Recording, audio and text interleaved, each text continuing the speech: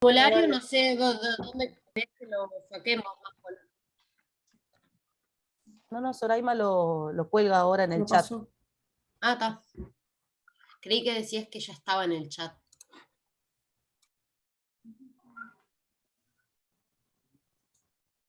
¿Ya pusieron a grabar? Sí. Bueno, voy a presentar a Nélida entonces, así damos comienzo al seminario. Bueno, paisa de nacimiento, o sea, nacida en el departamento colombiano de Antioquia, precisamente en Medellín, Nélida comenzó su carrera académica en el área de la medicina veterinaria, donde obtuvo su título de grado en la Universidad Nacional de Ciencias de la Vida y del Medio Ambiente de Ucrania. Posteriormente, obtuvo su título de maestría en biotecnología en la Universidad de Aberdeen, Escocia. Su doctorado en fisiología animal lo realizó en la Universidad Estatal de Mississippi, Estados Unidos, y, para seguir viajando un poco, realizó un postdoctorado en la Universidad de Adelaida, Australia. Las vueltas de la vida, su trayectoria académica y, claro, el amor, hicieron que a partir del 2016 asumiera como profesora agregada y coordinadora de la Unidad de Genómica y Bioinformática del Departamento de Ciencias Biológicas del CENUR Litoral Norte, sede Salta. Entre sus líneas de investigación se encuentran regulación de la expresión génica en gametos y embriones, aplicación de la genómica para mejorar la producción agropecuaria, degustación intensiva de dulces de la región y del mundo, rescate de animales, principalmente felinos, sobrevivencia a 2 grados Celsius en Salto, siendo originaria de la ciudad de la eterna primavera y con Evital en tu contra, cómo volar sin plumas, línea de investigación que desarrolla impulsada por su tenorofobia o fobia a las plumas, y la línea de investigación en la que le ha ido muy bien y es muy reconocida, es baile de salsa, bachata y kizomba, género musical de origen angoleño. En estos ritmos ha demostrado capacidades extraordinarias, siendo incontables las veces en que se ha desempeñado como bailarina principal de casamientos, asados y reuniones de confraternización académicas. Bueno, le damos las gracias a Nélida por haber aceptado este seminario, darnos este seminario con este título tan llamativo, ¿no? Y bienvenida. No, pero qué presentaciones. Yo me imaginaba cómo iba a ser la presentación si las de todos han sido tan maravillosas. Yo decía, bueno, de mí no hay tantas cosas que decir, pero me acabo de enterar de cosas nuevas. Teníamos más, pero la dejamos para el próximo. Suficiente. Bueno, muchas gracias por la invitación y los que se sumaron y no les asustó este título que le puse medio loca a la presentación. Porque claro, voy a hablar un poco así como un salpicón como les estoy presentando, pero la idea es que al final de la presentación puedan ustedes encontrar un hilo conductor entre lo que voy a hablar, y ese hilo conductor pretendo que sea la genómica y la epigenética, o herramientas genómicas y epigenéticas que ayudan en el estudio de reproducción, desarrollo y nutrición, y cómo a través de la genómica podemos, usando herramientas similares, estudiar temas aparentemente tan lejanos entre ellos. Entonces, cuando hablo de vaquitas redondas, no voy a hablar de una vaca redonda, sino de esta vaquita redonda que tengo ahí. Le pongo el láser. Es un embrión temprano, un embrión preimplantatorio, un blastocisto. Es una ilustración de un blastocisto, que es un embrión esférico, traslúcido, para mí la criatura más bella que existe en el universo. Y el método tradicional con que esos embriones se han hecho históricamente, pues es este método, el método divertido, pero después de un tiempo de trabajar en fisiología de la reproducción, estuve trabajando 2 años en fisiología de la reproducción como veterinaria, y obviamente en esa época, pues claro, tenía que palpar las vacas, hacer toda la palpación rectal, pero una vez que me dediqué a la biotecnología de la reproducción, dije, no más, no vuelvo a tocar una vaca, me dedico a los embriones, y empecé a trabajar con producción in vitro de embriones bovinos, porcinos un poco también, y ovinos. Bien, y estos embriones que vemos allá, embriones de 2 días, para mí fue muy interesante ver cómo ese embrión, a partir de esa esferita de células, que es esa vaquita redonda, puede desenvolverse todo el programa de formación de un organismo complejo con células que tienen diferente morfología y diferente función. Y lo más interesante fue que con todo lo lindo de esta tecnología de reproducción asistida, rápidamente me empecé a dar cuenta de que no es perfecto, de que hay problemas y de que los embriones que se generan in vitro no son exactamente iguales a los embriones que se hacen por el método tradicional. ¿Bien? Tienen morfología diferente, pero sobre todo tienen alteraciones en la expresión de genes global, pero particularmente en la expresión de ciertos genes muy importantes para el desarrollo, y tienen alteraciones epigenéticas. Y debido a esto me enfoqué en estos temas, y para poderlo estudiar, lógicamente hay que apoyarse en herramientas genómicas, y por eso, como a la par de que me fui dedicando a estudiar la expresión génica, la regulación de la expresión génica de los embriones y los cambios epigenéticos en ellos, a la par tuve por obligación que empezar a estudiar herramientas genómicas, y también como que medio me casé un poco con la herramienta misma.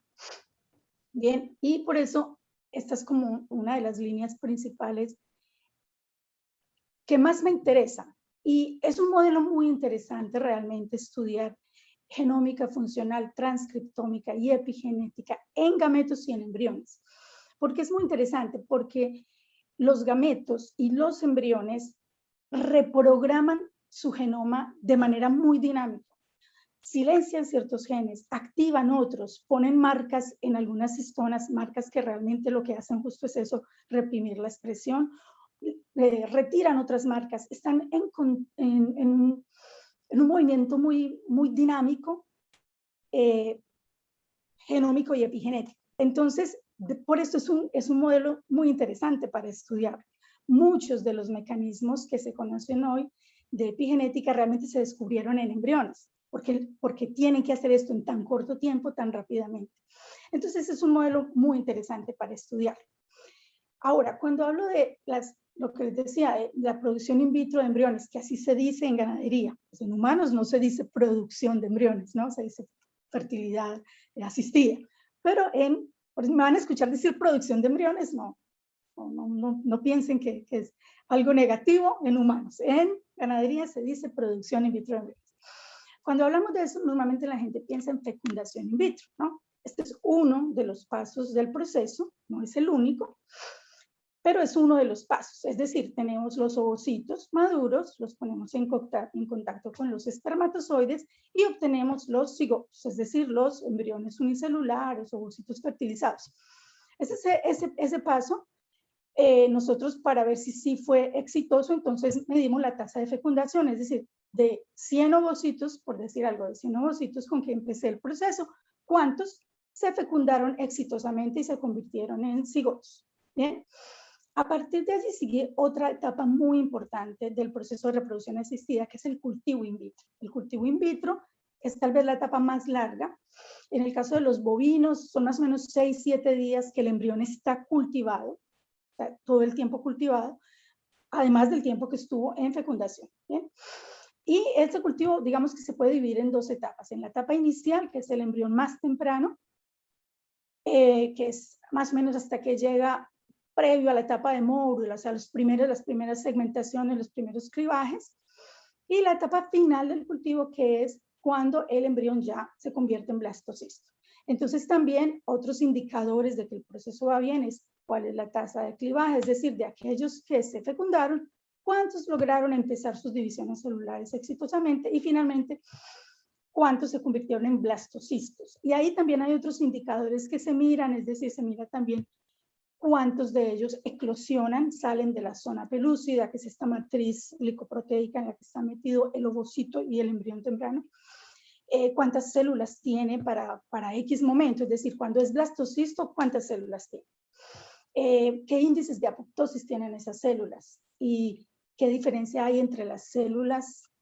Miren que aquí está, el embrión tiene una capa celular como externa, células que están en la periferia de la esferita, que son las células del trofo ectodermo, que se va a convertir en el tejido principal de la placenta, y luego un botoncito celular que está en un polo de la esfera, que es el embrioblasto o el embrión en sí, el embrión mismo.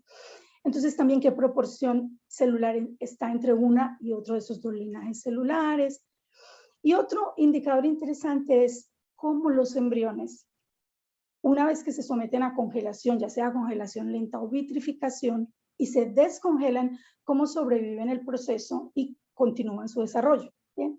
Ese es un buen indicador de que todo estuvo exitoso. Es decir, si el embrión no es un embrión de calidad, la probabilidad de que no supere la descongelación es muy alta.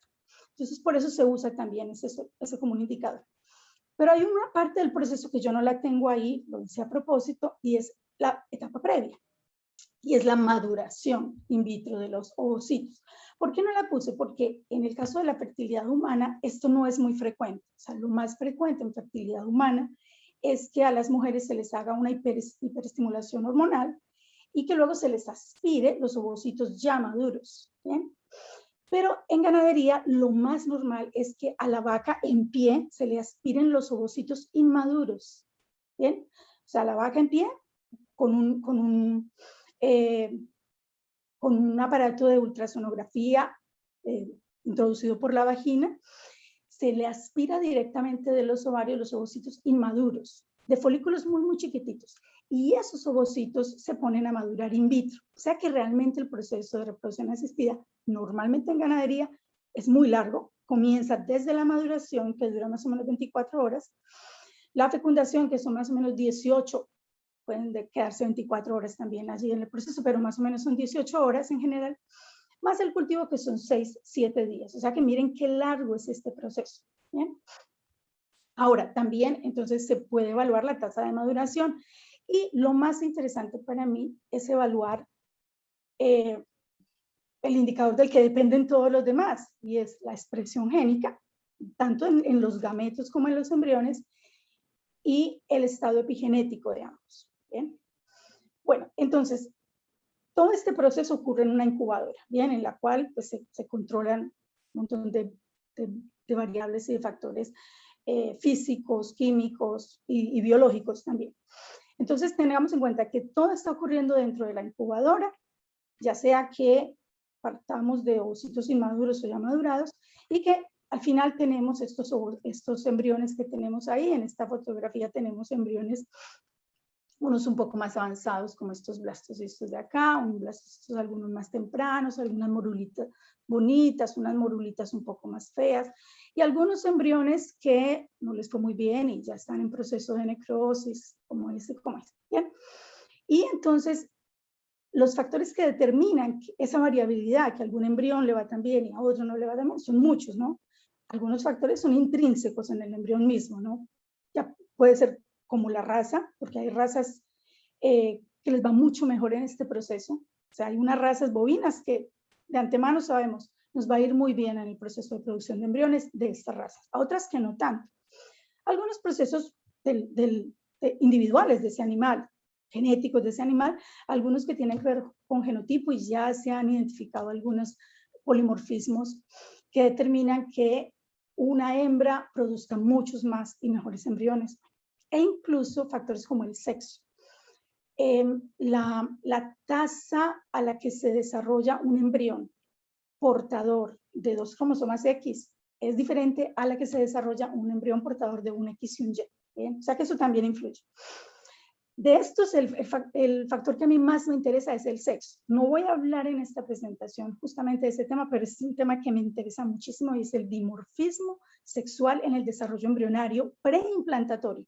Bien, o sea, no hay todavía ningún dimorfismo morfológico, no ha sido manifiesta la determinación sexual. Sin embargo, los embriones tienen un comportamiento diferente según su sexo, pero no voy a hablar de eso. Otros factores entonces son los factores bioquímicos, ese medio de cultivo en que tenemos los embriones es un medio de cultivo definido, no definido, se le adiciona suero fetal bovino o no y en qué porcentaje se le adiciona albúmica sérica, albúmina sérica bovina, en qué porcentaje, qué aminoácidos, qué fuente de energía se adiciona, antibióticos para controlar el crecimiento de microorganismos, se hace cocultivo con otras células o cocultivo con varios embriones entre sí, como tenemos allá en la microfotografía, o un embrión individual, eso también influye. Se adicionan antioxidantes al medio para que el embrión tolere mejor el estrés oxidativo, sí o no, todo esto influye. Y también influyen otros factores, ¿bien? Como la temperatura. Por supuesto, debe estar la incubadora a una temperatura lo más similar posible a la del tracto reproductivo de la hembra. Y para cada especie es bien específica, incluso décimas de grado hay que controlarlo porque influye bastante. La luz, ¿cómo la luz? Pues lógicamente dentro de la incubadora no hay luz, pero cada vez que sacamos el embrión a evaluarlo, lo sometemos a luz y eso influye. En algunos de los laboratorios donde yo he estado, han sido muy quisquillosos con la luz y prácticamente el laboratorio es en penumbra. O sea, en penumbra, y cuando lo miramos al embrión en el estéreo con la mínima luz posible, y hay que entrenar el ojo a poder mirar y saber esto si es una mórula, es un blastocisto con poca luz. En otros laboratorios que estaban no le ponen tanto problema a la luz, tienen bastante luz, bueno, pero eso todo influye. El pH, lógicamente, a que se encuentra el medio de cultivo, la osmolaridad, cuántos embriones hay por cada gota de cultivo o el volumen de la gota por el número de embriones. Normalmente la gota de cultivo es esa plaquita de Petri, se le pone aceite mineral por encima para que no se evapore el medio de cultivo. Entonces también el volumen de ese aceite, eso influye. Y influye muchísimo una variación que es tal vez un poco más reciente y es que el medio de cultivo en que están los embriones metiditos, o sea, que están aquí en este liquidito, es estático, ellos están ahí estáticos, o se hace un recambio cada tanto tiempo que sería como semiestático, o que es lo ideal, que es a lo que se está migrando lentamente, y es unos sistemas microfluídicos para que circule ese medio de cultivo. ¿Bien? Eso también influye en cómo se desarrollan los embriones. Y finalmente, lo puse de último, no porque sea la última, sino porque voy a centrarme un poco más en esto, la presión de gases a la que están sometidos los embriones, ¿no? De oxígeno, CO2, de gases, pero los que se controlan principalmente de oxígeno y CO2. Entonces, ¿por qué me voy a centrar en eso? Por eso los puse de últimos. Pero ¿por qué es esto tan importante? O sea, ¿por qué es tan importante y para qué nos sirve? Lógicamente para responder muchas preguntas biológicas, pero también hay grandes aplicaciones comerciales y clínicas. No sé si ustedes son conscientes de que realmente al año nacen muchos más terneros obtenidos in vitro que niños, que bebés. O sea, son muchos más los terneros que nacen productos de fecundación in vitro que bebés productos de fecundación. Que era una proyección en 2015 más o menos, estaba haciendo qué crecimiento tenía cada año el número de bebés, pero se calcula que para este momento, desde que comenzaron las técnicas de reproducción, que comenzaron exitosamente, ¿no? Porque ya llevaban muchos años antes de que naciera la primera bebé, probeta Louise Brown, en el 78, desde ese momento hasta ahora, se calcula que han nacido más o menos 7 millones de personas por alguna de estas técnicas in vitro. Algunas son menos invasivas, como las de las cuales yo hablé, que sería la maduración in vitro, fecundación in vitro y cultivo, y otras más invasivas, como la inyección intracitoplasmática de espermatozoides y manipulaciones de los gametos y del embrión mismo. ¿Bien? Entonces, aparte de la inquietud biológica que pudiéramos tener por estos temas, hay una gran inquietud económica por el lado de la ganadería y clínica por el lado de la fertilidad humana. Entonces, el hecho de entender cómo ese proceso de tener el embrión in vitro, cómo influye en el desarrollo del embrión, cuando ese embrión se convierta en feto, pero incluso cómo influye a largo plazo. Y cada vez tenemos más evidencias de que influye, de que estos niños que ya son adolescentes o que ya son adultos, que fueron obtenidos a partir de tecnologías de reproducción asistida, tienen algunas marcas imborrables del proceso, y lo mismo ocurre con los terneros. Bien.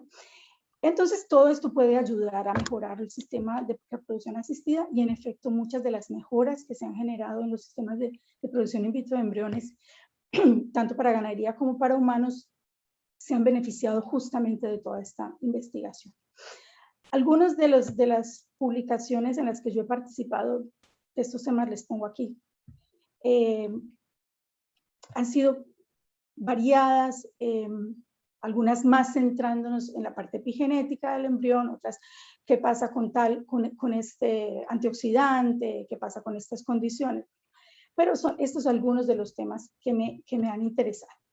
Una vez que, como les contaba Diana, me vine para Uruguay en 2016, entonces yo tuve que, de nuevo, bueno, yo me vine a coordinar una unidad de genómica y bioinformática, pero no tengo un laboratorio de provisión in vitro de embriones como tenía antes. Entonces, establecí una colaboración con el doctor Francisco Báez, que es el director del laboratorio de provisión in vitro de embriones del CERNUR Noreste en Tacuarembó, y con él venimos haciendo colaboraciones que apenas están empezando a dar fruto, porque era primero empezar a hacer la colaboración, a escribir los proyectos, a que los evalúen, a que no los financien, y bueno, ya por fin tenemos proyectos financiados, entonces ya tenemos fruto. Y con Francisco nos hemos centrado en estos que les tengo resaltados: sexo, antioxidantes, temperatura también, que es el tema que más le interesa a Francisco, porque a Francisco lo que más le interesa es cómo el choque térmico durante el verano, que es justamente la época de Entore en Uruguay. Durante el verano los ovocitos que se producen por lo general son ovocitos menos competentes. Se les dice menos competentes porque se produce un menor número de embriones de esos ovocitos de verano comparado con los ovocitos de invierno. Entonces, este es otro tema también que le interesa a Francisco y que, bueno, me he sumado un poco a algunas de las investigaciones de Francisco yo. Y el de presión de gases, ¿bien? Entonces, la presión de gases sería como algo obvio. ¿Cuál es la presión de oxígeno dentro del oviducto, que es donde está el embrión temprano, y en el útero, donde finalmente llega el embrión ya cuando es un blastocisto? Pues es una presión muy baja, mucho más baja, lógicamente, que la presión de oxígeno de la sangre arterial, y mucho más baja que la de la sangre venosa. Entonces, si es una presión tan baja, pues un cultivo debería simularse. O sea, debería cultivarse el embrión a una tensión baja de oxígeno. Pero en la realidad, esto no ocurre. En la realidad, la mayoría de los embriones bovinos se producen con oxígeno a tensión atmosférica. ¿Por qué? Porque sin duda alguna es lo que ayuda en la logística, porque muchos de estos embriones se producen en laboratorios, pero son en campo, son en granjas. Entonces, para no tener una mezcla de 3 gases, que también es más costoso, todo es más complicado, se reduce costos y se simplifica. Entonces se explica eso. Sin embargo, lo que no se explica mucho es por qué también en algunas clínicas de fertilidad humana se siga usando 20%, o sea, tensión atmosférica de oxígeno para el cultivo de embriones. Es extraño. En la mayoría de los países se ha migrado y la etapa de cultivo se hace a 5% de oxígeno. Uruguay es uno de esos países. Pero esto no es, o sea, no todos los países lo han regulado, y muchas de las clínicas de fertilidad no lo han, voluntariamente no han migrado a hacer el cultivo en baja tensión de oxígeno, y por lo tanto lo siguen haciendo en 20%. ¿Bien? O sea, lo más frecuente en la actualidad para fertilidad humana es que la fecundación, porque en fertilidad humana normalmente no se hace maduración, es que la fecundación se haga en 20% de oxígeno. No se controla el oxígeno en la etapa de fecundación. Una vez que ya están fecundados y pasan al cultivo, ahí sí se controla el oxígeno. Bueno, esto es lo más común en fertilidad humana. En cuanto a la producción de embriones para ganadería, lo más común es que se haga todo a 20%, y algunos laboratorios hacen esto: maduración y fecundación a 20% y cultivo a 5%. Ahora, ¿por qué la maduración y la fecundación a 20%? Debería ser todo a la misma tensión que se encuentra en el oviducto de la hembra. Hubo varios estudios que demostraron que no había ningún problema, que se lograba obtener un buen número de embriones utilizando esta presión de oxígeno, y a partir de ahí eso se volvió como lo más normal. Entonces, debido a esto, estos son algunos de los proyectos que presentamos que no fueron financiados. Estos 2 que les resalto acá los resalto porque fueron evaluados excelentemente y no fueron financiados, pero a pesar de eso, por ahí con algunos ahorritos y economías que teníamos, con Francisco aplicamos uno de esos diseños experimentales para evaluar el uso de 2 tensiones de oxígeno durante la maduración y la fertilización, es decir, la que normalmente se usa, que es 20%, y luego el cultivo a 5%, con la nueva, que sería la ideal, que sería hacer todo el proceso con 5% de oxígeno, es decir, con una mezcla triga, 5% de oxígeno, 5% de CO2 y 90% de nitrógeno. Bien, entonces, una vez que se hizo todo este proceso, evaluamos las tasas de clivaje, las tasas de blastocisto, el número de células y la criotolerancia la evaluamos a partir de 3 indicadores que ya les voy a mostrar cuáles son. Bueno, entonces, en cuanto a las tasas de clivaje que observamos, observamos que hubo un poco mejor, una leve mejoría en el clivaje cuando los embriones fueron madurados y fertilizados en 5% de oxígeno. Pero fue evidente la mejoría cuando esos embriones continuaron hasta blastocisto, es decir, que un número significativamente mayor logró llegar a blastocisto en el grupo que fue madurado y fecundado en 5% de oxígeno, comparado con los de 20%. ¿Bien? Pero ese número fue mucho mayor, o sea, fue mucho más significativo una vez que esos embriones se vitrificaron, se descongelaron y se dejaron en cultivo otras 24 horas más. Y en ese proceso eclosionaron.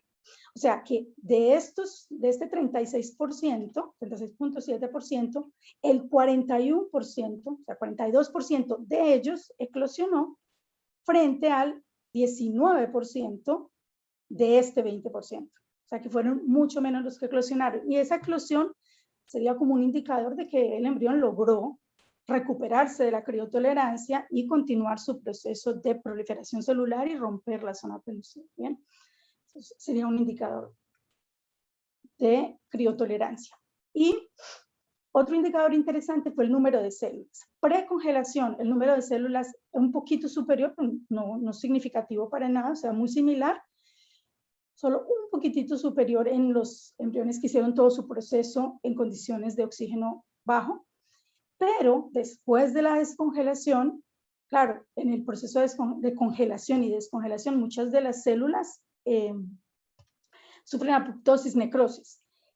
O sea que el número de células baja, ¿bien? Baja la célula, por eso tenemos menos células, porque muchas de las células mueren. Pero una vez que se hizo el conteo, después de que pasaron 24 horas más, el número de células que resistió la congelación y descongelación fue superior en los embriones que iniciaron su proceso con baja tensión de oxígeno. ¿Bien? Entonces, esto es esos indicadores que podemos ver. ¿Qué pasa entonces con ciertos genes? Esta es la etapa en la que estamos todavía trabajando y es evaluar genes que tienen que ver con choque térmico, o sea, con estrés en general, genes proapoptóticos y antiapoptóticos, genes que tienen que ver con estrés oxidativo, genes que tienen que ver con movimiento de agua del exterior hacia la cavidad del embrión, el blastocele, y también un gen que es un buen indicador del éxito del embrión y es un gen que tiene que ver con la implantación. Bien. Este pequeño, porque como les digo, esto fue algo que hicimos con ahorritos que teníamos, porque no fue de un proyecto financiado. Aún así mandamos el abstract a esta conferencia, que es la conferencia más importante de tecnologías embrionarias en el mundo, y fue aceptado el abstract. Bien. Un proyecto que sí tenemos financiado es un proyecto que no se centra en tensión de oxígeno, sino que se centra en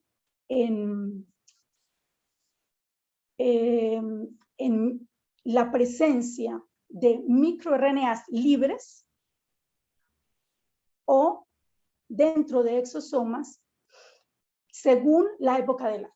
Es decir, en aquellos ovocitos que son colectados en la época de verano, qué microRNAs hay en el fluido folicular y están libres y que son como mensajes que se manda el ovocito con las células, estas bolitas que están alrededor, son las células del cúmulo, son las células de la granulosa, que son las células como chaperonas que acompañan al ovocito, y qué mensajes se mandan entre ellos, ¿bien?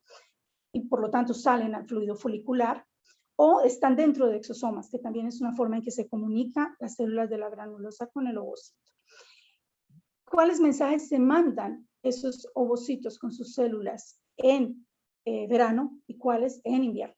¿Bien? Este proyecto fue financiado, ya lo comenzamos y apenas estamos iniciando, ya se hicieron todas las colectas, se colectaron y se produjeron las muestras de verano y vamos en las de invierno. O sea que todavía falta para tener resultados, pero les cuento. Y les cuento también que tenemos estos 3 proyectos en evaluación. Vamos a ver, o sea, lo enviamos a CSIC I+D y está el Fondo Clemente Estable. Esto es 2021, aquí me equivoqué. 2021 son todos estos. Y este es al Fondo Vaz Ferreira que Francisco Báez lo envió. Vamos a ver si con esto logramos. Entonces estamos tratando como de cubrir algunos de los muchos factores que se pueden estudiar durante el desarrollo embrionario. ¿Bien? O sea que esa es la parte que tiene que ver con las vaquitas redondas.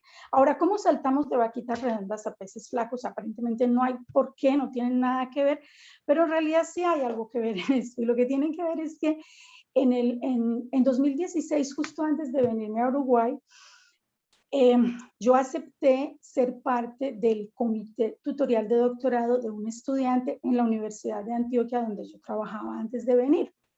O sea, a pesar de que yo me venía para Uruguay, acepté y a mí me parece que allá en la Universidad de Antioquia es un poco diferente acá en cuanto a que el estudiante de doctorado tiene un comité tutorial que lo acompaña, no solo un director, un tutor, sino un comité que lo acompaña durante todo el proceso y una vez al semestre el estudiante tiene que reunirse con su comité, contarle lo que ha hecho, resolver dudas, o sea, recibir tutoría, pero también dar un informe, ¿bien?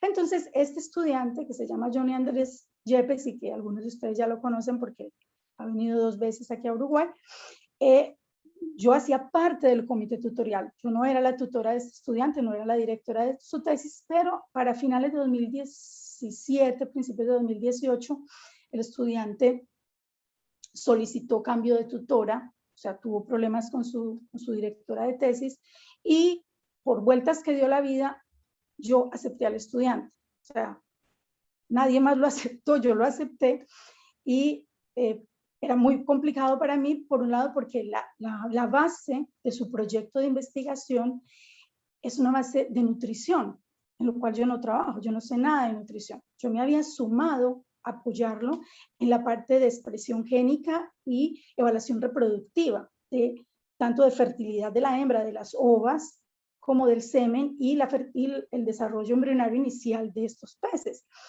Pero la parte nutritiva es algo de lo cual yo no tengo idea. Sin embargo, yo acepté hacer la tutoría del estudiante y por eso es que empezamos a hablar de estos peces flacos. Entonces, ¿qué pasa? ¿Por qué motivo es esto interesante? Colombia es un país que no depende tanto de la ganadería como depende Uruguay, en el que se come mucho más pescado que en Uruguay y la producción piscícola en Colombia ha aumentado muchísimo. Son muchas las especies que se cultivan. Estas son las principales. Las principales son diferentes híbridos de tilapia, o sea, sobre todo tilapia roja, que es la que se usa, la que gusta más en el mercado, pero otros híbridos de tilapia también. Tilapia nilótica, que es esta que tenemos aquí, en mucha menor proporción. No gusta tanto a la gente porque la carne es un poco más oscura. Entonces, a la gente le gusta esa carne así como rosadita, muy linda que tiene la tilapia roja. Sabe igual, pero bueno. Pero en este estudio se incluyó tilapia nilótica porque no ha sido objeto de tantos cruces, entonces hay como un poco más de control genético sobre estos animales, por eso se usó la tilapia nilótica en el estudio de Johnny. También en Colombia se cultiva muchísimo la cachama, tanto la roja como la negra, y otras especies, ¿no? Trucha, y por aquí también está el Prochilodus, que es el bocachico, que es otro pez del cual les voy a contar un poquito hacia el final. Entonces, Colombia es un país que cada vez invierte más en piscicultura, pero resulta que en piscicultura el principal costo de la producción es la alimentación. Sale muy caro alimentar los peces, sobre todo porque los peces requieren muchísimos ácidos grasos esenciales, y la fuente de esos ácidos grasos esenciales para alimentar los peces ha sido harina de pescado y aceite de pescado, de peces marinos, ¿no? Y ese aceite de pescado y harina de pescado, su costo ha ido subiendo de una manera impresionante en los últimos años, sobre todo porque se ha empezado a usar muchísimo en suplementos y multivitamínicos para humanos. O sea, cada vez más nosotros estamos, omega 3, omega 6, bueno, cada vez consumiendo más aceites de pescado, pero no solo para productos humanos, sino también para dietas de animales, para dietas de perros, de gatos, de bovinos. Bueno, entonces se ha vuelto carísimo, pero no solo es el precio, sino que la fuente de esas aceites y harinas de pescado es una fuente, no es infinita, se está agotando. Y si ustedes se han visto el documental que hay que se llama Seaspiracy, si no se lo han visto, véanlo. O sea, es insostenible seguir extrayendo de esta manera que estamos extrayendo de los mares. Entonces, por eso hay que buscar fuentes de ácidos grasos esenciales, fuentes alternativas, fuentes vegetales. Pero es difícil encontrar fuentes vegetales que tengan este balance entre omega 3 y omega 6 que se necesita para alimentar los peces. Y depende de la especie de los peces, son sus requerimientos. Yo no sé mucho del tema, o mejor dicho, no sé nada, pero ahí con Johnny el medio me ha enseñado un poquito. Entonces, se han hecho varias pruebas piloto de diferentes aceites. Un aceite que se ha usado es el aceite de palma, que no es un aceite muy bueno, sin embargo, muchos de los peces logran de ese aceite es usarlo, el omega 6 que tienen, y hacer una transformación necesaria para que la proporción de omega 3 y omega 6 no sea tan desequilibrada. Pero para la tesis de Johnny, entonces, se diseñaron 4 dietas. Una dieta en la que parcialmente se reemplaza el aceite de pescado por aceite de palma, que esa sería como la dieta control, porque ya se ha hecho con anterioridad, y las otras fuentes que Johnny quería evaluar, que era el aceite de maíz, el aceite de sacha, y una mezcla de ambos. ¿Y por qué la mezcla? Porque el aceite de maíz tiene bastante omega 6, pero muy poco omega 3, y el aceite de sacha, lo contrario. No, la sacha tiene ambos, pero tiene bastante más omega 3. Entonces, por eso se hizo esa mezcla. Entonces, tal vez con una mezcla de los dos 50-50 se pueda balancear mejor. Bien. Y entonces esas dietas que se diseñaron para que fueran isoproteicas, isolipídicas, isoenergéticas, y que la única variación realmente era el perfil de ácidos grasos en esas fuentes, porque todas tenían la proporción del aceite vegetal, era exactamente la misma, solamente que uno era de palma, de sacha, de maíz, o la mezcla de ambos. Con todo esto no nos vamos a detener, solamente como que miremos un poco por aquí la diferencia entre omega 3 y omega 6 en sacha y en maíz. Bien. Ahora, entonces, todo esto fue un proceso de montaje de los tanques y de los sistemas de recirculación de agua, de separación de los individuos solo machos y solo hembras. Se empezó con ellos en la etapa de alevinos, o sea, se compraron las larvas, se empezó con ellos en la etapa de alevinos y se separaron para evitar que tan pronto empezaran la etapa de reproducción, comenzaran a reproducirse, porque comienzan a reproducirse y la tilapia es incubadora bucal, entonces eso significa que la hembra mientras está incubando no come. Entonces se separaron, luego se suministraron las dietas, todo controlado, 4 veces al día, bueno, y aquí es más o menos cómo se ven las dietas estas semipurificadas. Bueno, ahora, lo que se midió eran los parámetros productivos, que era lo que a mí realmente no me interesa tanto. Sin embargo, le resalto aquí que, a diferencia de lo que se esperaba, la dieta que tenía la mezcla de aceite de sacha y aceite de maíz no les fue muy bien en ganancia de longitud, es decir, con la longitud que empezó el pez y la longitud final, en la supervivencia y en el factor de conversión alimenticio. Este factor de conversión alimenticio es un indicador, mientras más bajo sea mejor, es decir, necesita menos alimento para crecer. ¿Bien? O sea que no les fue muy bien en eso. Pero los que más me interesan a mí, que son los reproductivos, también fue un poco sorpresivo a las hembras que tuvieron la dieta mezcla sacha y maíz, no les fue muy bien tampoco, pero lo extraño es que algunos, o sea, en general a los machos no hubo mayor variabilidad en la calidad de semen, pero algunos de los valores fueron mejor para los machos de sacha y maíz, o sea que había como una diferencia en cómo esta suplementación con esos aceites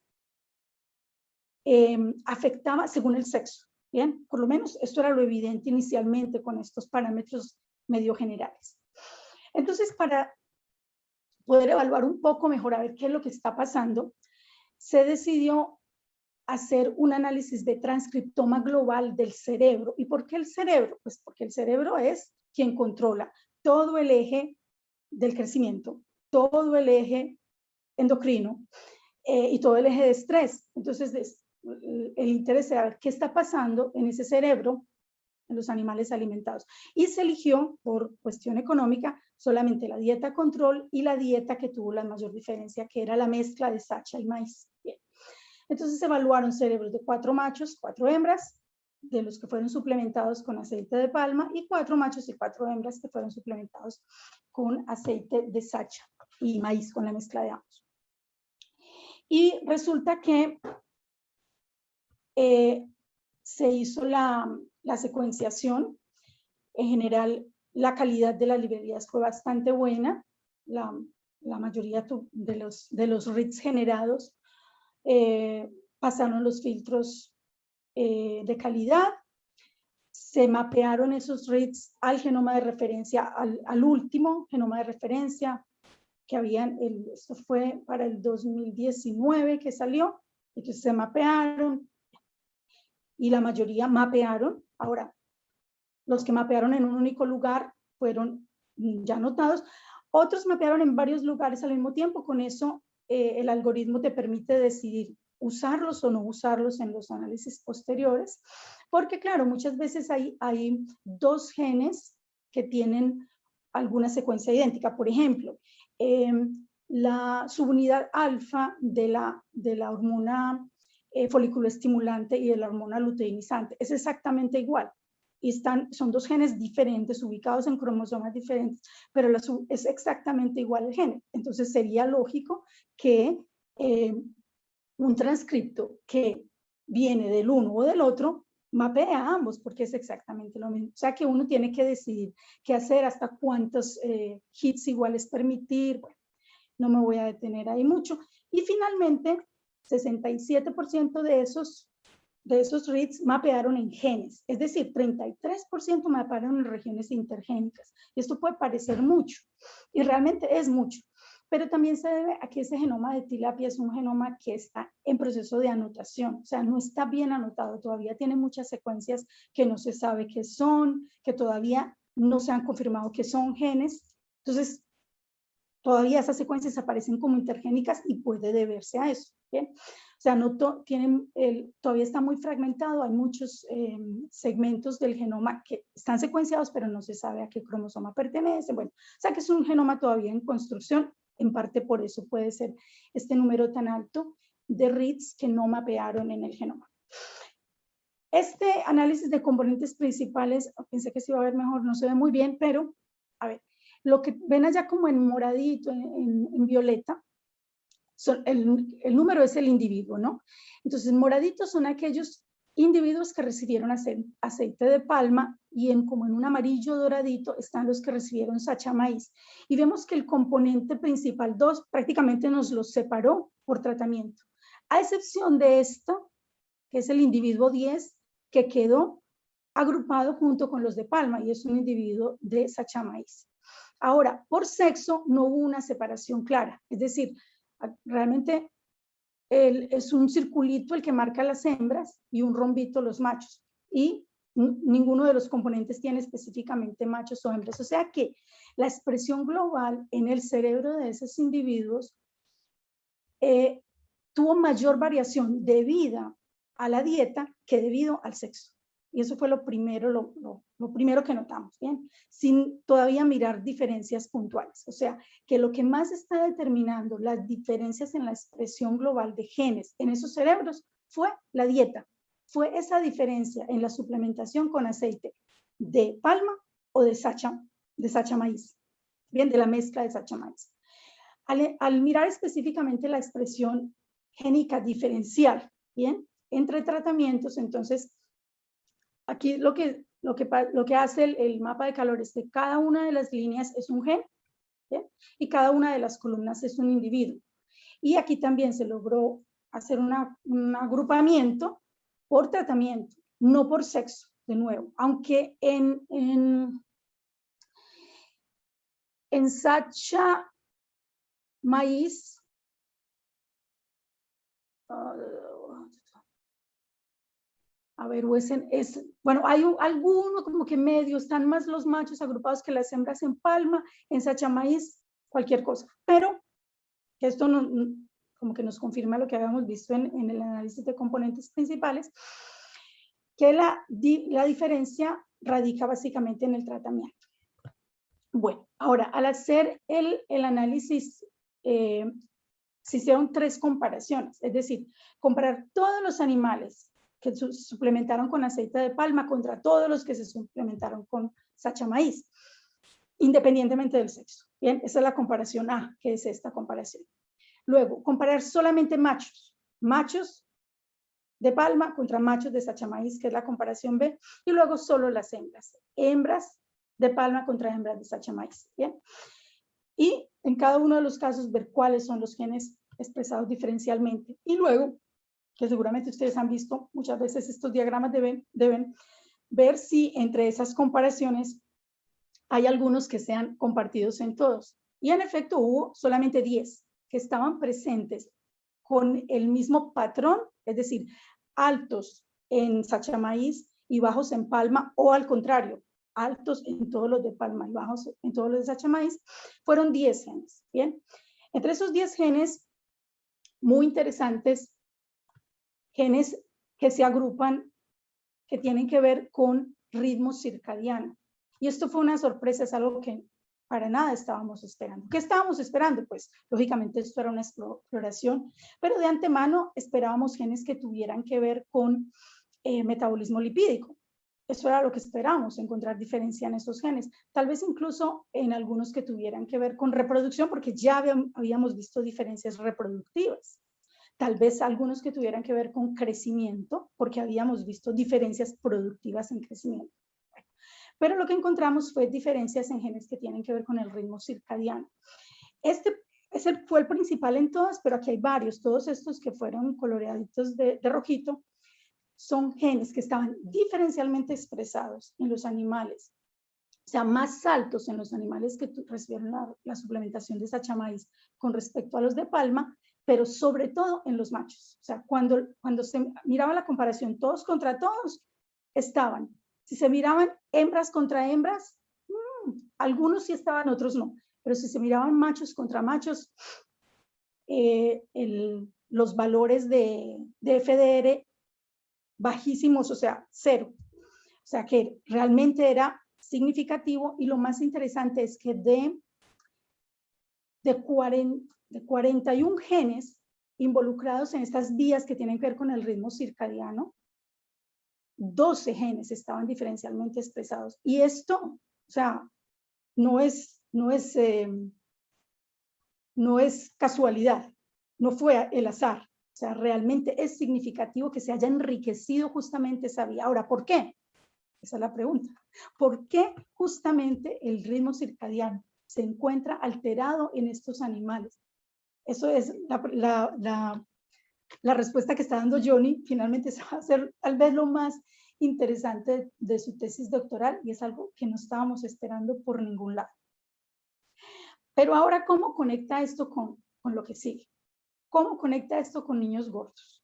¿Qué puede tener que ver los niños gordos con esto?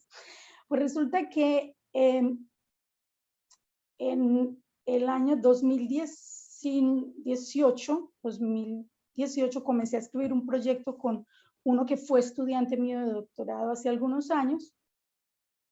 Y ese proyecto es este proyecto. Factores sociodemográficos, clínicos y epigenéticos asociados a la obesidad en pacientes pediátricos, porque el estudiante de doctorado es un endocrinólogo pediatra y está haciendo el doctorado en biología molecular. O sea que este señor no sé cómo tiene tiempo para estudiar tanto. Y el proyecto lo que busca es encontrar qué marcas epigenéticas están asociadas con obesidad en niños que nacen de bajo peso. O sea, este pediatra, pues sí, y ya hace varios años se ha estudiado que los niños que nacen con muy bajo peso tienen una mayor predisposición a desarrollar obesidad en la infancia y en la prepubertad, ¿bien? Y que se han asociado diferentes factores con eso, pero entre ellos algunos factores epigenéticos. Pues resulta que uno de los genes que más le interesa estudiar a Juan Manuel Alfaro, al doctor Juan Manuel Alfaro, es justamente ese gen PER3 que encontramos por las nubes en los peces. Entonces, claro, ahí yo digo, bueno, pero ¿qué tiene que ver una cosa con otra? Resulta que parece ser que uno de los factores que determina que estos niños de bajo peso al nacer es una diferencia en la metilación de varios genes, pero entre ellos genes que tienen que ver con el ritmo circadiano, ¿bien? Y esto hace que esos niños tengan altamente metilado ese gen y por lo tanto lo expresan poco ese gen PER3, ¿bien?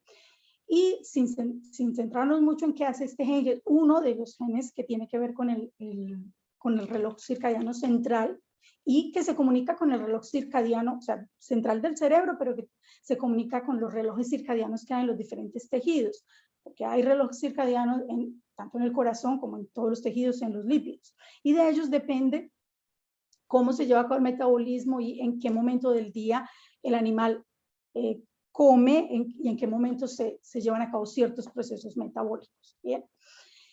Entonces, básicamente, este gen PER, junto con los genes CRI, o sea, que estos genes del período circadiano son el 1, el 2 y el 3, con los genes CRI,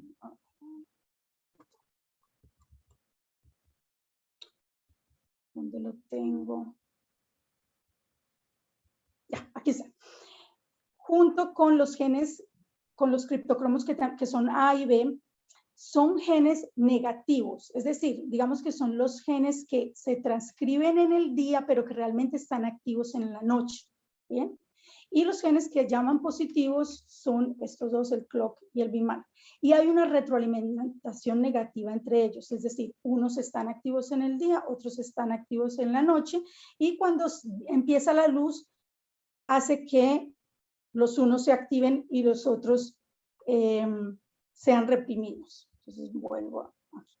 Ahora, estos ritmos circadianos, que son el ritmo de 24 horas, que si ustedes recuerdan, hace algunos años recibieron premio Nobel estos caballeros que tengo aquí, debido a que descubrieron varios de esos componentes de esa vía de ritmo circadiano, pero aparte de eso hay también unos ritmos infradianos, que son ritmos más largos, no son de 24 horas, sino que son ritmos más largos, por ejemplo, como el ciclo menstrual, o sea, que superan las 24 horas, o ritmos ultradianos, que son ritmos más cortos, como de respiración o ritmos de frecuencia cardíaca, por ejemplo. ¿Bien? Suena como al contrario, ¿no? Como que si infra fuera chiquito y ultra, pero es así. No me pregunten por qué. Entonces, bueno, son varios genes, aquí están algunos de ellos. Lo interesante es que de esta lista que está aquí, varios de estos genes eran los que estaban justamente altos, elevados, en los peces de los que estábamos hablando hace poco. Y bueno, Juan Manuel Alfaro, muy interesado, y después de haber hecho una revisión de literatura, él justamente quería concentrarse en algunos de estos genes. Y voy a pasar un poco porque ya se me está yendo el tiempo. Y la explicación, que es una explicación más o menos compleja, de por qué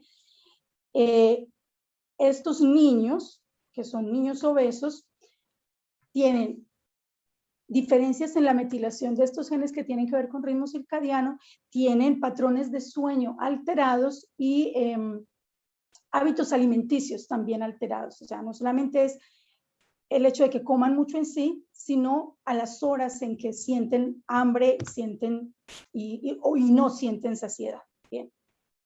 Bueno, entonces lo que hizo Juan Manuel fue tomar muestras de 16 pacientes. Ya les voy a decir a continuación qué grupos de pacientes tiene Juan Manuel.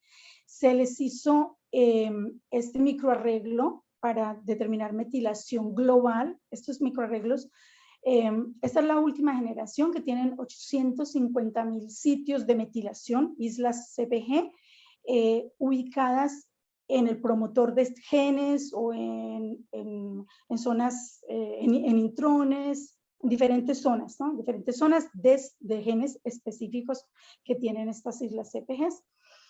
Y estos fueron los grupos que él tuvo. Entonces tenía 4 niños, que él los llamó POs, que eran niños que nacieron con bajo peso y que luego en la infancia prepubertad son obesos. 4 niños que nacieron con peso normal, pero que a la infancia prepubertad son obesos. A esos los llamó NP. 4 niños que nacieron con peso normal y nacieron con bajo peso, perdón, pero al llegar a la infancia pubertad no desarrollaron obesidad. Esos son los SP. Y 4 niños que nacieron con peso normal y que llegaron a la infancia pubertad con peso normal. Bien, a eso los llamo ESA. Estos son los 4 grupos que incluyó en el estudio. Bien. Entonces, una vez que se recibieron los resultados los analizamos con el software Genome Studio, y los resultados, así como en el estudio de Johnny, o sea, él estaba esperando una cosa, encuentra otra que no era exactamente la que estaba esperando, pero que es también muy interesante.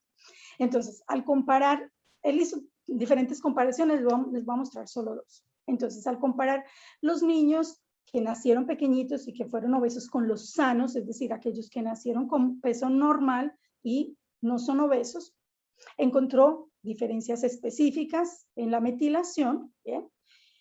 Este es el número que encontró de genes hipometilados en los niños que nacieron con bajo peso y desarrollaron obesidad, 97, y hipermetilados, 70 genes. ¿Bien? Y esta es la comparación entre los dos. ¿Bien? O sea que están los que están hipermetilados en los niños obesos y hipometilados en los niños obesos. Y aquí está la comparación con los niños que también tuvieron bajo peso al nacer, pero que llegaron a la infancia y no desarrollaron obesidad.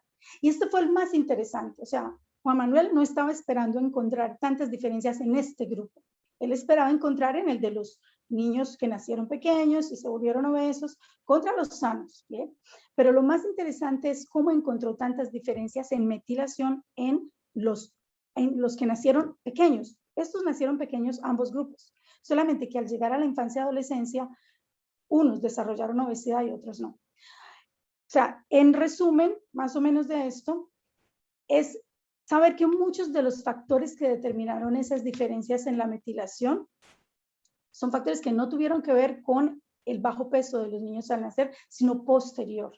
Bien, o sea, factores posteriores de comportamiento, de dieta, de hábitos alimenticios y en general. Bueno, la lista de genes, las listas de todas las comparaciones las tiene. Yo solamente les traigo estos que son los más interesantes en algunas de las comparaciones. Y algunos son genes que tienen que ver con metabolismo, ¿bien? Otros son genes de los cuales es como una sorpresa, como que no esperábamos. Algunos incluso tienen que ver con metabolismo lipídico, pero otros será algo que Juan Manuel está preguntándose, ¿y ahora qué hago?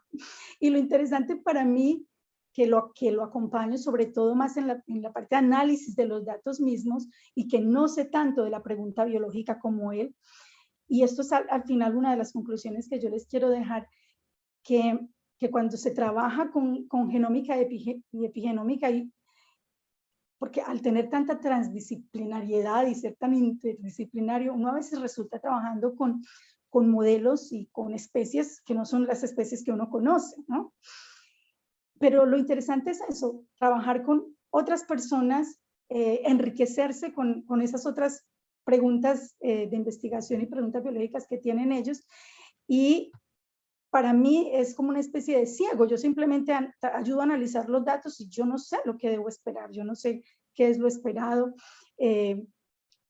Entonces, no, a priori no estoy como juzgando esto es bueno o es malo, ¿no? Ahora, ¿qué era lo que él esperaba? Lo que se había buscado en la literatura. ¿Cómo estuvo la metilación de ese gen PER3 y de PTPRS, que eran los que él estaba buscando? No estuvo metilado diferencialmente entre los grupos. Esto fue como la sorpresa que menos esperaba el encontrar. Sin embargo, entre los genes que encontró hay unos bastante interesantes.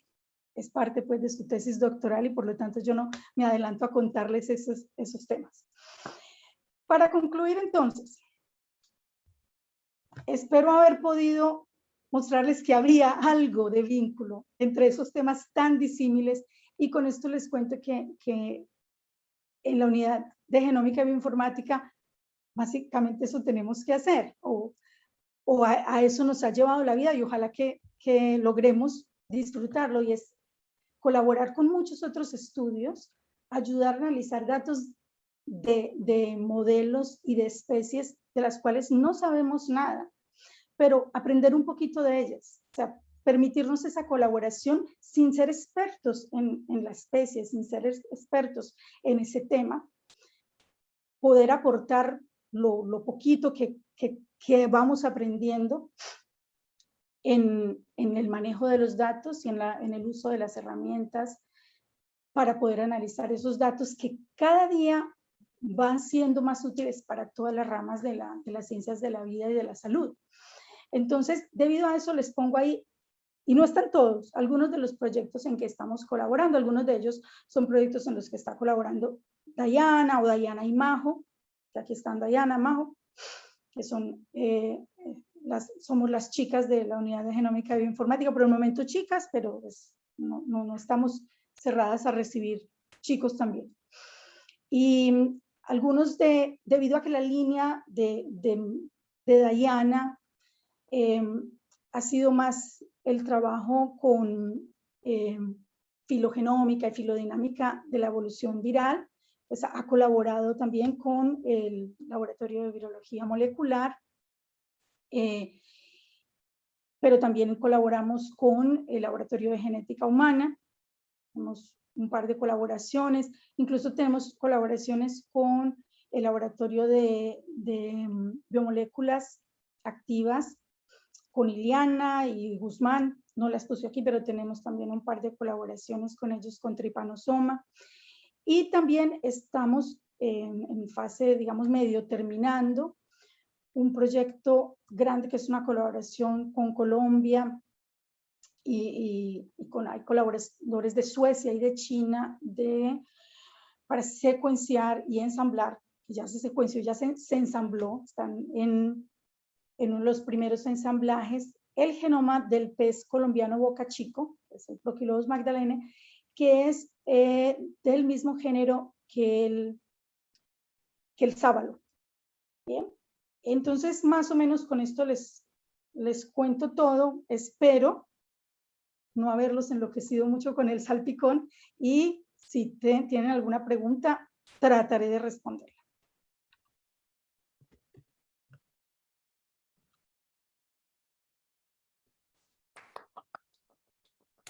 Bueno, gracias, Nelia. Ya tenemos manitos levantadas. A ver. Bueno, dejo de compartir ya para poderlos ver. Sí. Sí, así nos vemos mejor. Bueno, está Gaby ahí. Gaby, te doy la palabra para preguntar. María Hilda había levantado primero, pero si me dejas, María Hilda, porque ya me tengo que ir a la reunión. Ningún problema. Dale tranquila porque yo no tengo ningún apuro. Dale. Re linda la presentación, Nelida. Me quedó una duda de la última parte de los niños gordos en epigenética. ¿Ustedes asumen que esos genes, la metilación de esos genes, no es dinámica? Porque a lo que voy es, al momento de sacar la muestra de esos niños, capaz que esos genes estaban en ese estado de metilación y luego sabemos que puede ir cambiando. Entonces, ¿cómo estandarizaron eso? Sí, de algunos genes se sabe que la metilación no es dinámica. O sea, hay algunos genes que se sabe que una vez que se establece, ese patrón sigue, ¿bien? No Ajá. es variable, no es dinámica, se mantiene a lo largo de la vida. De algunos. De otros sabe que varía según el tejido. En algunos tejidos varía, en otros tejidos no varía. Entonces, es diferente para cada uno y eso es parte de lo que hay que mirar con lupa cada uno de los genes. Este es uno de los dinámicos o de los estáticos. Claro. Entonces, es una pregunta muy interesante y eso hay que tenerlo en cuenta para poder hacer el análisis. Para aquellos en que es dinámico, lógicamente. ¿De qué tipo de tejido fue sacado la muestra también? Sí, sí. Este análisis fue hecho de sangre, es de células sanguíneas. Bien. Pero sí es muy importante esa pregunta, Gabriela, y eso es algo que hay que tener en cuenta, porque mira, son 850,000 sitios de metilación. O sea que hay que mirar, son muchísimos, de qué gen, y luego además mirar en qué parte fue la metilación, la diferencia de metilación que encontraba. ¿Fue en el promotor? ¿Y qué significa eso? ¿Influye cómo en la transcripción? ¿O fue en una región interna, en un intrón? ¿Cómo afecta? Entonces, todos son un montón de factores que hay que mirar uno por uno. Genial. Gracias. Me retiro, perdón. Chao, gracias por la pregunta. María Hilda. Gracias. Bueno, a diferencia de Gabriela, a mí no me interesan mucho los niños, pero sí los pescaditos. Viste, yo traje para todo mundo. Yo dije, aquí les llevo a todo Exactamente. mundo un Gabriela, preciosa con los niños, pero todo el mundo sabe que los míos no son los niños, pero sí los pescaditos y especialmente cuando lo viste en una especie de acuicultura. Vi que el aceite de palma tiene mejores resultados de crecimiento, pero si tienes problemas con el aceite de pescado, que si no, pregúntale a Chile, que casi ha diezmado su población de jurel, que es su especie nativa. Con la palma con el aceite de palma puedes tener serios problemas también, por los problemas ecológicos que arrasa tener palma. Yo tengo un familiar que estuvo por ahí donde cultivan palma y contaba que era para sentarse a llorar.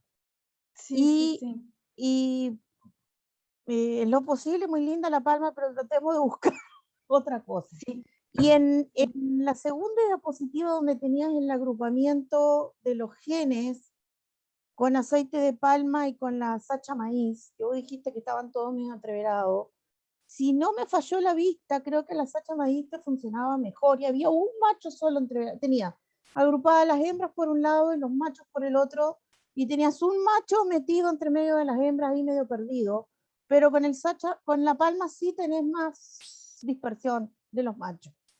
Sí, puede ser que sí, verlo. Puede ser que sí. Espérate, yo busco, pero antes de eso te digo, no es para que lo primero que me decías de la palma, tienes toda la razón. Justamente por eso es que se está buscando reemplazar la palma, porque si bien varios estudios internacionalmente han usado aceite de palma, es tan desastroso usar aceite de palma, casi tan desastroso como usar aceite de harina de pescado, porque Indonesia, toda Sumatra está destruida, y Tailandia también, por sembrar palma. Entonces, precisamente por esto es buscar otras alternativas. Pero esperábamos que fueras la maravilla, esa mezcla sacha inchi maíz. Pues no fue así. O sea, ¿cómo puede ser mejor la palma en algunos aspectos? Lo que pasa es que todavía hay mucho por terminar de analizar. Voy a mirar qué es lo que me decías. Creo que eran en los componentes principales, María Hilda. No, la diapositiva siguiente, la que reunía los genes, que tenía un cuadrito con colores celestes y lilitas. El problema es que hay que tratar de conversar Sería esta. A ver, para que no la estoy viendo. Ya la voy a compartir. El problema con el rendimiento en crecimiento es que hay que tratar esa misma. Si no me falló la vista, a ver, déjame ver. Mira, porque ellos se agruparon por tratamiento bien. Lo que no se agrupó también fue por sexo. pero por tratamiento se agruparon bien. Mira, en la izquierda, en el amarillo, tienes hembra, hembra, hembra, un macho atravesado, hembra, Sí, macho, macho, macho. Y con sí, la sí, sí, palma correcto. tienes macho, hembra, Macho, hembra, hembra, macho, hembra, macho. hembra, macho, macho. Ujú. Sí, Se te sí. agrupan por tratamiento con Sacha Maíz, se te agrupa la expresión clínica mejor con la Sacha Maíz que con la palma. Eso es lo que yo interpreto es lo que yo interpreto de esa gráfica. O sea, en general, en esta gráfica nos confirma que ellos se agrupan perfectamente por tratamiento, más la separación, la clusterización por sexo no es buena. Eso, en realidad, al mirar la expresión diferencial, vimos que había genes que iban para un lado en las hembras, es decir, alto en la hembra de Sacha Maíz y bajo en el macho de Sacha Maíz. Y al contrario en los de palma, o sea, se comportaban totalmente opuesto dependiendo del sexo del animal. Algunos, sin embargo, otros no hacían ese comportamiento. A ver, sí. A ver, tengo que dejarte porque me vinieron a entregar una cosa que la tengo que recibir con mi documento. Después sigo con la conversa. Pero la parte de los pescados me interesó, lo encontré muy interesante. Toda la cosa interesante, la charla interesante, pero la de los pescados con el tema del alimento, porque va enrabado también con el tema de las proteínas. Se ha buscado proteína de soya, cultivo de lombrices, poliqueto, una cantidad de cosas para sustituir las proteínas que podría haber con ese tema. Bueno, gracias, Pero, María Isla. Gracias, chao, chao. No sé si estaban Pablo o Débora antes. Sí, Pablo y Débora tienen mano levantada. Excelentísima presentación, Nélida, me encantó. Quiero, nada, en realidad son una pregunta muy general y la otra un comentario. La pregunta es, me quedé un poco impresionado con eso que dijiste al principio de que los niños que nacen con fertilización in vitro tienen marcas del proceso. ¿Dónde están esas marcas del proceso? Sí, sí, Pablo. O sea, no nos gusta decirlo, y sobre todo a quien trabaja en fertilización asistida en humanos, poco le gusta decirlo porque, claro, tampoco es la idea desmotivar a quienes necesitan recurrir a esos tratamientos, ¿no? Pero hay marcas.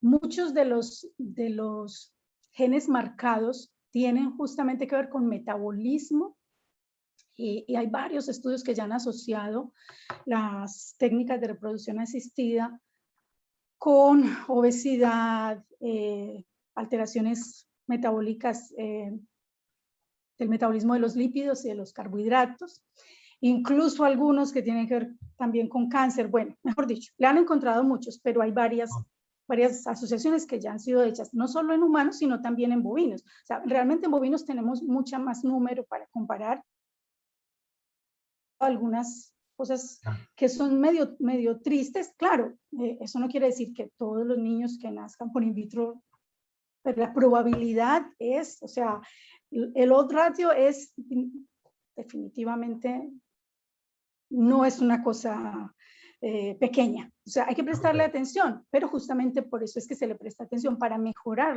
el sistema, para tratar de que el sistema cada vez se parezca más al individuo. Claro, claro. No, realmente impactante. Y lo otro es más un comentario que es más para de boliche, porque, bueno, ya de paso el chivo de que el 19, sí puede ser, es el mes que viene, ¿no? Mi charla, ¿puede ser? Soy el próximo. ¿O no? Sí. Ah, no, soy el otro, no. Primero tenemos a Leticia. Bueno, pero yo les voy a contar que yo estoy con todo el tema de estructura de genes y epigenética, pero a nivel estructural, así que todo el tema de epigenética tengo un amor propio así particular, y supongo que estará familiarizada, el comentario venía por acá, supongo que estará familiarizada con lo que pasó en el invierno de 1944 en Holanda, lo que se llama el Hunger Por supuesto. Winter. Yo estudié mucho de eso, y después también se volvió a repetir en la gran hambruna que hubo en China en 1960, donde se pudo rastrear varias generaciones de niños que nacieron de madres que tuvieron una privación de alimentos muy importante en un momento muy Al inicio de la gestación o al final de la o al final, gestación. exacto. Sí. Y ahí hay un seguimiento muy interesante de casi, sobre todo en Holanda, que tenía un sistema de salud muy bueno, casi 3 o 4 generaciones donde están encontrando que aún siguen teniendo ciertas marcas epigenéticas, algunas que son de activación de los genes de reserva, otros que deben estar muy relacionados con lo que mostraste de los ciclos circadianos, que tampoco lo tenía en mi horizonte. Así que nada, aprendí un montón. Muchísimas gracias por la charla.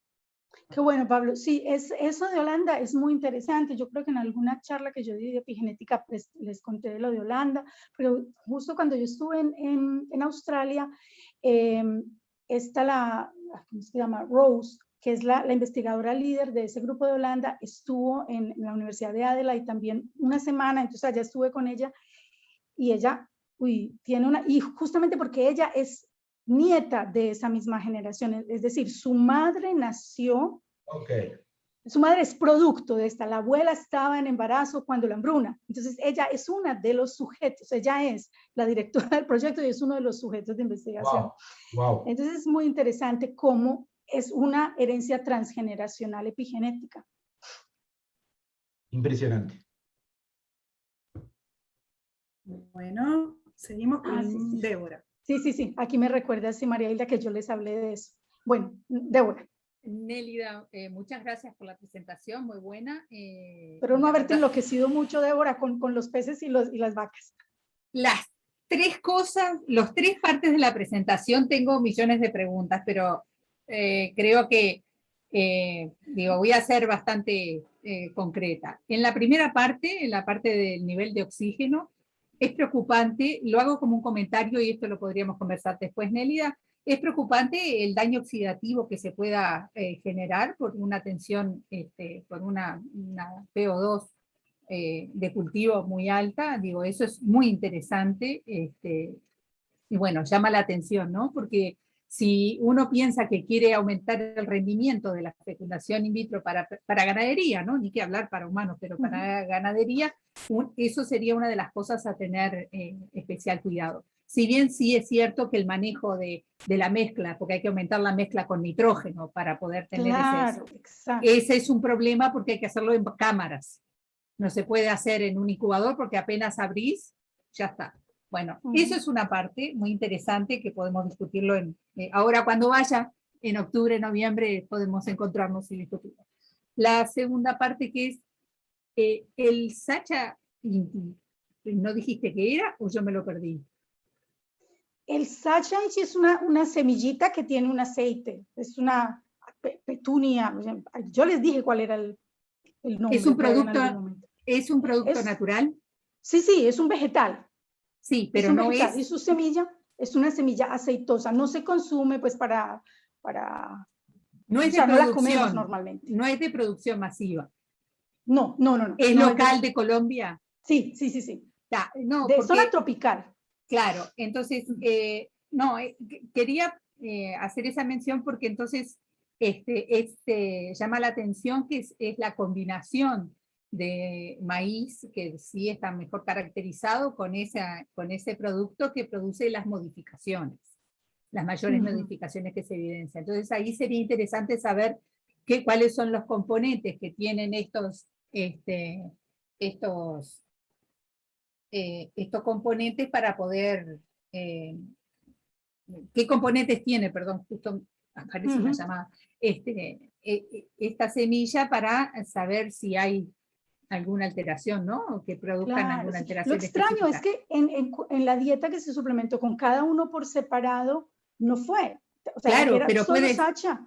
Pero justamente es la interacción. La interacción, exacto. No, porque me interesa la parte de interacción de agentes. Sí. María Hilda pregunta, sí, es Sacha Inch, es justamente Sacha Inch. Sí, y la otra cosa que quiero mencionar con respecto a eso, que es solamente para información, es que en este momento Naciones Unidas, a través del PNUD, está elaborando una segunda fase del proyecto sobre recursos genéticos autóctonos y costumbres tradicionales que es para mantener esos productos dentro del dominio de cada país, digamos, que no se produzca ese problema de explotación y de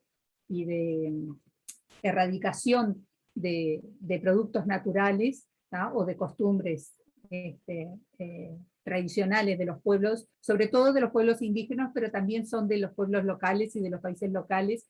Entonces, ese grupo se llama ABS, de PNUD, les digo, porque ahí va a haber financiación para distintos proyectos, y es importante porque están involucrando un producto natural que puede tener un uso potencial. Por ejemplo, en algunos países, como por ejemplo en Indonesia y eso, han creado como granjas donde se cultivan estos productos naturales para que no sean diezmados de la naturaleza, ¿sí? Para que no tengan el impacto ambiental. Y finalmente, digo, esto es un comentario, cualquier cosa me consultás porque yo estoy en contacto con ese grupo de Naciones Unidas. Y después, en la última parte, en la de los niños obesos, evidentemente, digo, es interesante una cosa, que es difícil esos estudios porque hay otros factores, ¿tá? Que son ¿no? lo que se llama confounding factors, en todos esos estudios, como por ejemplo el rol del microbioma en esos niños. Claro. Que pueden, para el desarrollo de la obesidad, que en este momento es un tema que está. No sé si tenés algún comentario con respecto a eso. Débora, cuando planteamos el estudio, y justo había salido hacía poco ese artículo en que habían encontrado metilación diferente en ese HEMPER3. Entonces, claro, el estudiante de doctorado, él le metió todo por ahí. Una vez que tuvimos los resultados, decíamos, aquí cuántas cosas influyeron que no las controlamos. O sea, y en una de ellas era el microbioma. Y sabemos la influencia que tiene el microbioma en el metabolismo. Entonces decíamos que hay montones de factores que no estamos pudiendo abarcar. Pero es que, ¿cómo hacer un estudio multiómico que incluya microbioma, que incluya epigenética, que incluya expresión génica de varios tejidos? O sea, es una cosa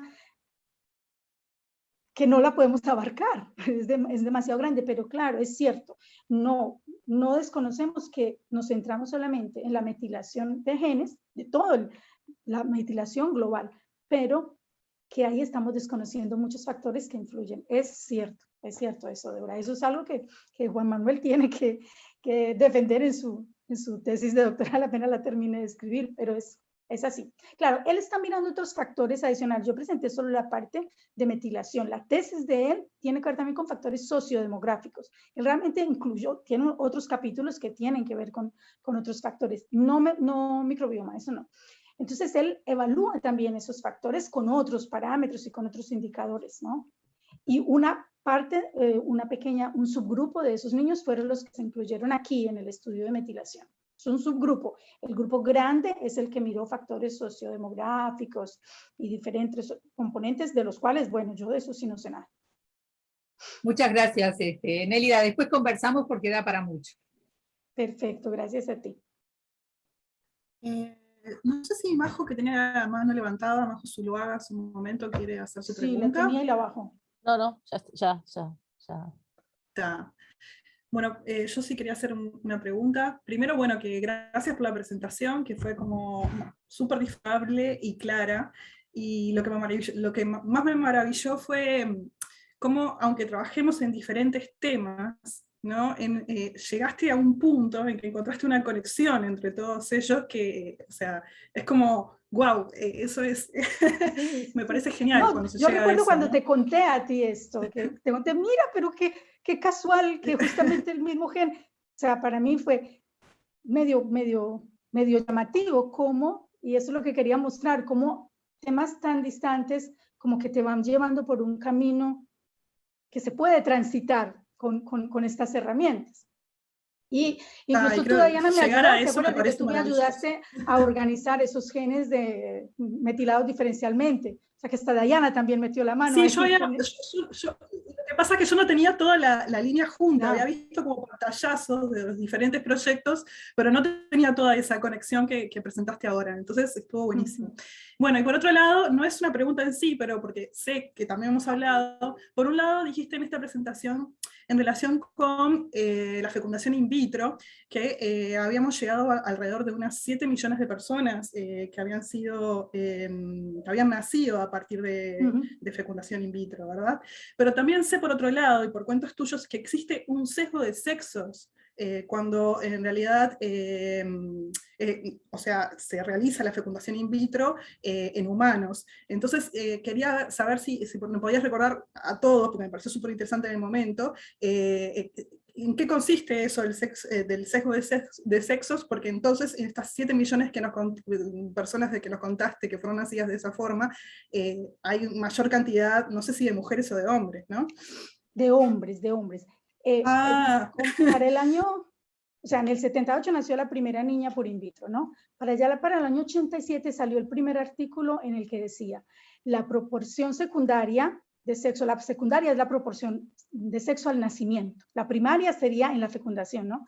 Entonces, este artículo decía, la proporción sexual al nacimiento de los niños nacidos por fecundación in vitro en las clínicas británicas está alterada favoreciendo a los niños. Bien, normalmente nace más o menos 50-50, aunque no están 50-50, ¿no? Pero más o menos 50-50. En este caso están naciendo más o menos 60 a 65 niños por cada 40 a 35 niñas, ¿no? Eso fue la primera vez. A partir de ahí empezaron a hacer más reportes de otros países y luego lo mismo se empezó a observar en ganadería. Si no se hace nada para controlarlo, nacen más terneros que terneras. Y cuando se empezó a indagar por qué, realmente no es porque se produzcan más, sino porque el embrión macho se desarrolla un poco más rápido que el embrión hembra.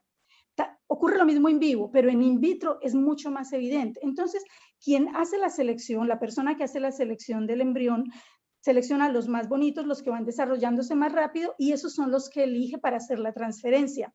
Está eligiendo más embriones machos. Simplemente por eso, porque elige, los que van más rapidito, que están alcanzando ya la etapa de blastocisto y están grandes, lindos, esos son los que selecciona para transferir a la mujer o a la vaca. Cuando se dieron cuenta de eso, dijeron, entonces no hay que elegir siempre los más bonitos y los más grandes, hay que elegir también los lentitos, las morulitas, que esos lentitos son las hembras. Entonces, claro, ahí, las siempre lentas, las hembras van lentas pero seguras, porque el embrión hembra tiene que hacer un trabajo complicado que el embrión macho no tiene que hacer. Entonces, por eso, siempre es lentas, pero hay razones para ser lentas. El embrión hembra está haciendo un proceso de silenciamiento de uno de sus cromosomas X. Este proceso es un proceso complejo. Tiene que metilar grandes zonas del ADN de ese cromosoma, reempaquetar alrededor de las histonas bien apretado, de lo que va a quedar inactivado, y también marcar, desacetilar las colas de las histonas y metilarlas, trimetilarlas. Y es un proceso duro. El embrión macho no tiene que hacer nada de eso. El embrión macho tranquilo y campante sigue su vida desarrollándose. Mientras tanto, entonces en las condiciones in vivo, el embrión hembra le toca hacer ese proceso y lo hace porque tiene todos los insumos que necesita. Se demora un poco, pero lo hace. In vitro todavía no hemos logrado suplementar todo lo que necesita el embrión hembra. O sea, los medios de cultivo están hechos como en promedio, pero el embrión hembra tiene unos requerimientos especiales. No se los estamos supliendo. Entonces, en la medida en que logremos hacer un medio de cultivo óptimo para el embrión hembra, seguro el embrión hembra va a hacerlo bien, pero mientras tanto, la única solución, y con esto, tanto en fertilidad humana como en ganadería, se disminuyó ese sesgo hacia los machos, eligiendo los lentos. O sea, aquellos embriones que van lentos, hay que elegirlos, si se quieren hembras. ¿Bien? Lo irónico es que la primera que nació fue una niña, ¿no? Esa fue la primera, no fue un niño, fue una niña. Bien, a pesar de eso, si los técnicos embriólogos eligieran los embriones que se desarrollan más rápido y los más lindos, tendríamos 60 a 70% de niños y 30% de niñas. Entonces, esa es una muy importante, y por eso a mí me interesa tanto el factor del sexo, cómo el sexo determina esa dinámica, esa cinética del desarrollo. Genial. Combatiendo el sesgo de sexo desde la etapa de embrión, Nélida. Muy bien. Sí. Eso va a ser el lema. Bueno, pregunta, bueno, se la puedo dar a Nélida después, si no se va muy largo. Dale, si podés, María Hilda, genial, porque estamos en 12:30, en realidad estamos como media hora, 40 minutos pasados, pero bueno, eso demuestra que nos gustó y que teníamos muchas preguntas, así que bueno, muchas gracias, gracias a todos, y no se olviden que, bueno, ya les vamos a estar avisando, nuestro próximo seminario va a presentar Leticia Maya, del Laboratorio de Virología Molecular, y ya en breve les estaremos mandando la información. ¿Ah? Saludos a todos. Bueno.